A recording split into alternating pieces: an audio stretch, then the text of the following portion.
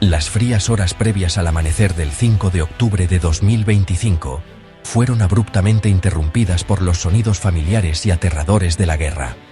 Rusia desató un masivo asalto aéreo, bajo el nombre en clave de Operación Venganza Invernal, contra las regiones occidentales de Ucrania.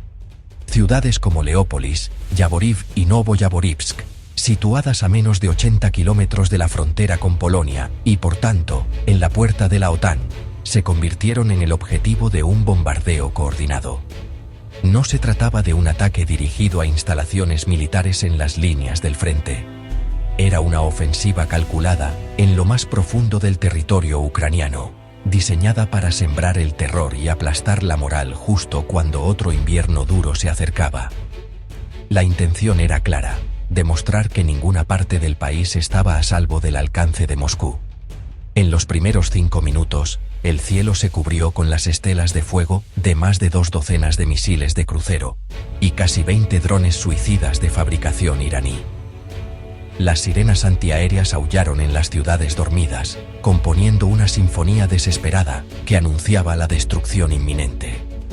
Los sistemas de defensa aérea ucranianos, incluyendo las unidades Buk, M1 y NASAMS, respondieron con eficacia y experiencia.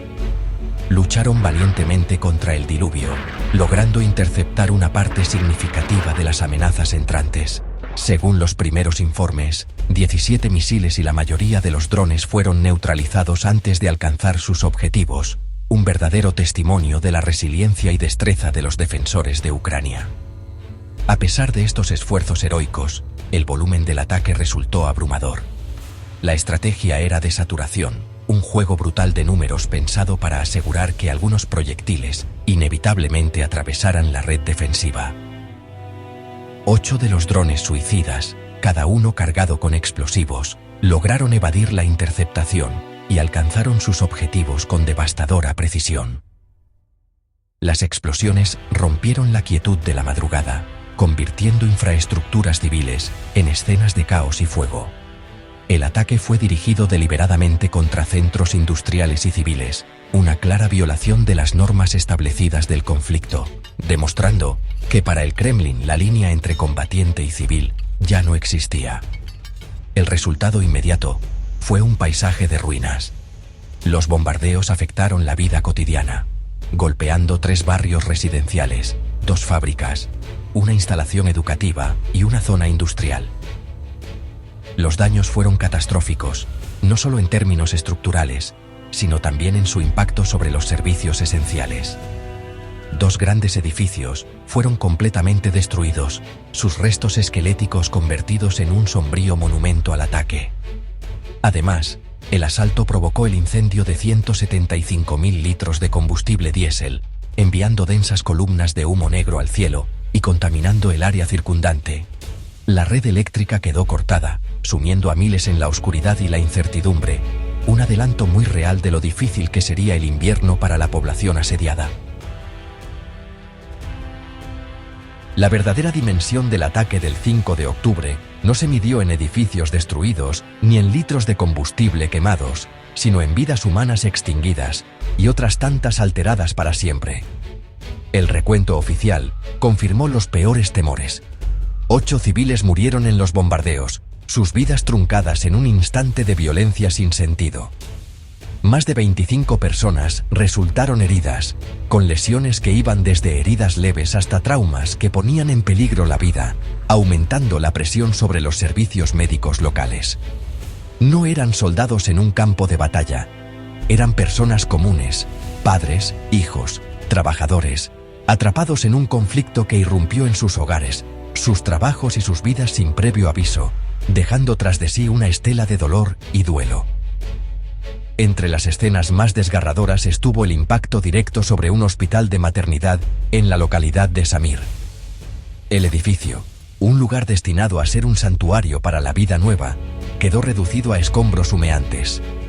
El ataque representó un acto particularmente cruel de barbarie, dirigido contra los más vulnerables y transformando un símbolo de esperanza en un sitio de destrucción. Las imágenes que surgieron de los escombros eran conmovedoras. Equipos médicos retorcidos y cubiertos de polvo, y habitaciones donde las familias debían dar la bienvenida a sus recién nacidos, ahora expuestas al frío de la mañana. Este solo acto resumió la naturaleza indiscriminada de la ofensiva, enviando una ola de horror e indignación por toda Ucrania, y más allá. La tragedia humana se extendió mucho más allá de las víctimas inmediatas. La destrucción de viviendas y la interrupción de servicios esenciales obligaron a más de 2.400 personas a huir, desplazándolas de sus comunidades. Familias enteras tomaron lo poco que pudieron y buscaron refugio en albergues temporales, sus vidas empaquetadas en bolsas y su futuro sumido en la incertidumbre. Eran personas que ya habían soportado años de guerra y ahora enfrentaban el trauma renovado del desplazamiento. Se unieron a los millones que ya habían sido desarraigados por el conflicto, con historias personales marcadas por el exilio forzoso y la pérdida de la seguridad y la comodidad del hogar. Las heridas psicológicas provocadas por el ataque son incalculables. Para los habitantes del oeste de Ucrania, el asalto destruyó cualquier sensación de seguridad que la distancia del frente pudiera haberles ofrecido. La amenaza constante de bombardeos aéreos genera un estado de ansiedad permanente, donde el sonido de una sirena puede provocar pánico inmediato y el cielo nocturno deja de ser fuente de paz para convertirse en presagio de muerte. El ataque deliberado a zonas civiles es una forma de guerra psicológica, destinada a quebrar el espíritu del pueblo ucraniano. Sin embargo, una y otra vez, estos actos solo han servido para fortalecer su determinación y profundizar su voluntad de resistir la agresión. En el inmediato después de los devastadores bombardeos rusos, el gobierno ucraniano actuó con urgencia y desesperación. La administración del presidente Volodymyr Zelensky presentó solicitudes formales y urgentes a sus aliados de la OTAN, suplicando una respuesta militar decisiva. La lógica era evidente. Un ataque de tal magnitud, dirigido a zonas civiles tan cercanas a la frontera de la alianza, no era solo una agresión contra Ucrania, sino una amenaza directa a la estabilidad de todo el continente europeo. Kiev esperaba que este acto flagrante de agresión finalmente obligara a Occidente a ir más allá de las condenas diplomáticas y las sanciones económicas, y proporcionara el apoyo militar directo necesario para proteger los cielos ucranianos y disuadir futuros ataques del Kremlin. Las súplicas de Kiev se difundieron en foros internacionales y a través de canales diplomáticos directos, detallando las horribles bajas civiles y el ataque deliberado a infraestructuras no militares. Funcionarios ucranianos subrayaron que sus sistemas de defensa aérea existentes, aunque eficaces, estaban siendo sobrepasados por la escala y frecuencia de las tácticas de saturación rusas. Argumentaron que, sin un escudo más robusto y tecnológicamente avanzado, proporcionado por sus socios occidentales, seguirían siendo vulnerables a campañas tan brutales de terror. La petición no era de tropas en el terreno, sino de las herramientas para defender a su propio pueblo, un grito de ayuda basado en el derecho fundamental a la autodefensa frente a un agresor. Sin embargo, la respuesta de la OTAN y sus Estados miembros fue de profunda cautela y contención. Aunque los líderes de Occidente emitieron declaraciones condenando el ataque ruso en los términos más enérgicos posibles, esas palabras no se tradujeron en acciones militares inmediatas. El temor a una confrontación directa con una Rusia nuclear siguió dictando la política, creando una parálisis estratégica que dejó a Ucrania en una posición peligrosa. Los comunicados oficiales hablaban de solidaridad, ayuda financiera continua y posibles sanciones adicionales, pero se quedaron notoriamente cortos respecto a la intervención militar decisiva que Kiev había solicitado con tanta urgencia para evitar más derramamiento de sangre en su territorio.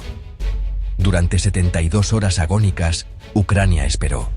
Mientras la maquinaria diplomática en Bruselas y Washington se movía a su ritmo característicamente lento, la realidad sobre el terreno no cambiaba. Los incendios en Leópolis y Samir aún se extinguían y los desplazados seguían buscando refugio. La falta de un compromiso militar firme por parte de Occidente fue un trago amargo, reforzando una dolorosa lección que Ucrania había aprendido repetidamente a lo largo del conflicto. En última instancia, su supervivencia dependía de su propia ingeniosidad y resistencia. Fue en esta atmósfera de inacción internacional y urgencia nacional donde comenzaron a gestarse, dentro del mando militar ucraniano, las semillas de una respuesta audaz y sin precedentes. Frente a la vacilación de Occidente y la creciente agresión rusa, el liderazgo militar de Ucrania concluyó que una respuesta convencional no era factible. Así que, optaron por activar un plan de represalia audaz e innovador, la Operación Trueno Silencioso. El núcleo de esta operación no se basaba en armamento costoso y de alta tecnología, sino en los principios de la guerra asimétrica, aprovechando la creatividad y el volumen para superar a un enemigo tecnológicamente superior. El plan consistía en lanzar un enorme enjambre de drones suicidas, de bajo costo y producción nacional, para atacar en lo profundo del territorio ruso, apuntando directamente al corazón de la nación agresora. Esta era una estrategia nacida de la necesidad, diseñada para enviar un mensaje contundente directamente a Moscú. El arsenal de la Operación Trueno Silencioso estaba compuesto por 370 vehículos aéreos no tripulados, un verdadero testimonio de la notable capacidad de Ucrania para innovar en tiempos de guerra. No se trataba de drones militares sofisticados, sino de herramientas simples y efectivas de represalia. Fabricados con materiales fácilmente disponibles como madera contrachapada, plástico y carcasas impresas en 3D, y equipados con componentes comerciales, cada dron costaba aproximadamente $1.800 producirlo. El costo total de toda la flota era de apenas $666.000, una fracción del precio de un solo misil de crucero. Este enfoque de bajo costo permitió a Ucrania construir un enjambre formidable, capaz de saturar las defensas enemigas sin llevar a la bancarrota su ya tensa economía de guerra. El plan de ataque era tan ingenioso como los propios drones. Para maximizar sus posibilidades de penetrar la formidable red de defensa aérea rusa, los 370 drones fueron organizados en 6 escuadrones distintos, cada uno lanzado desde una ubicación clandestina diferente. Este enfoque de múltiples frentes buscaba confundir y abrumar a los operadores de radar rusos. Además, los escuadrones estaban programados para volar a alturas muy diferentes. Algunos volaban a 250 metros de altura, actuando como señuelos bien visibles, mientras que otros, como la formación crítica Delta, recibieron instrucciones de volar pegados al terreno, a una altura increíblemente baja de solo 12,5 metros, para deslizarse por debajo del umbral de detección de los avanzados sistemas S-400 y S-500 de Rusia. Aunque la mayor parte de la trayectoria de vuelo de los drones estaba automatizada, la fase final y más crítica del ataque requería precisión humana. Un equipo de 18 operadores ucranianos de drones, altamente capacitados, estaba listo para tomar el control manual cuando el enjambre se acercara al espacio aéreo fuertemente protegido alrededor de Moscú. Estos pilotos expertos, curtidos por años de experiencia en el campo de batalla, serían responsables de guiar los drones hacia sus objetivos específicos, asegurando el máximo impacto. Esta combinación de navegación automatizada en enjambre y ataque terminal guiado por humanos representaba una sofisticada estrategia híbrida que mezclaba tecnología producida en masa con el valor insustituible de operadores humanos expertos para ejecutar un ataque de una escala y audacia sin precedentes. En la mañana del 8 de octubre se ejecutó la Operación Trueno Silencioso. A las 8 en punto, el enjambre de 370 drones ucranianos cruzó el espacio aéreo ruso como una nube silenciosa y amenazante avanzando hacia la capital. La red de defensa aérea rusa, esperando un ataque convencional, concentró sus esfuerzos en los drones que volaban a gran altura, logrando derribar 125 de los señuelos. Pero, la verdad, fue una victoria vacía. La formación Delta, volando muy cerca del suelo, pasó completamente desapercibida ante los sistemas de radar S-400 y S-500. Gracias a este descuido, la mayor parte del enjambre 245 drones armados con explosivos, logró penetrar el escudo defensivo de Moscú, supuestamente impenetrable, llevando la guerra hasta la puerta del Kremlin de una manera impactante y, bueno, innegable. A las 8:48, las primeras explosiones sacudieron la capital rusa. El objetivo principal era el distrito financiero de la ciudad de Moscú, símbolo reluciente del poder económico postsoviético de Rusia. Un total de 85 drones se estrellaron contra las torres de vidrio y acero, provocando pánico y caos inmediatos. 4 personas murieron en el acto. Los 3 pisos superiores de la sede de una empresa estatal de telecomunicaciones estallaron en llamas, lanzando fragmentos de vidrio sobre las calles. Simultáneamente, otros 15 drones impactaron en bloques de apartamentos exclusivos a lo largo de la avenida Kutuzovsky Prospekt, una zona residencial prestigiosa, conocida por albergar a altos funcionarios del gobierno. El mensaje era claro: nadie, por poderoso o rico que fuera, estaba a salvo. El impacto del ataque sacudió a la sociedad rusa y a su aparato mediático controlado por el Estado. Aunque el Ministerio de Defensa intentó restar importancia al evento, alegando la destrucción de 251 drones en varias regiones, las imágenes de rascacielos en llamas en el corazón de Moscú eran imposibles de ocultar. El impacto psicológico fue enorme. Por primera vez en el conflicto, la guerra dejó de ser algo distante visto por televisión para convertirse en una realidad aterradora e inmediata para los habitantes de la capital. El ataque destrozó la ilusión de normalidad que el Kremlin había intentado mantener, revelando la vulnerabilidad de la nación. Al día de hoy, 10 de octubre de 2025, el polvo aún no se ha asentado. Rusia ha respondido con más ataques con misiles sobre la infraestructura energética ucraniana, y el ciclo de violencia sigue escalando. Sin embargo, la Operación Trueno Silencioso marca un posible punto de inflexión. Ha demostrado que una nación tecnológicamente inferior puede aprovechar soluciones innovadoras y de bajo costo para golpear el corazón de una superpotencia.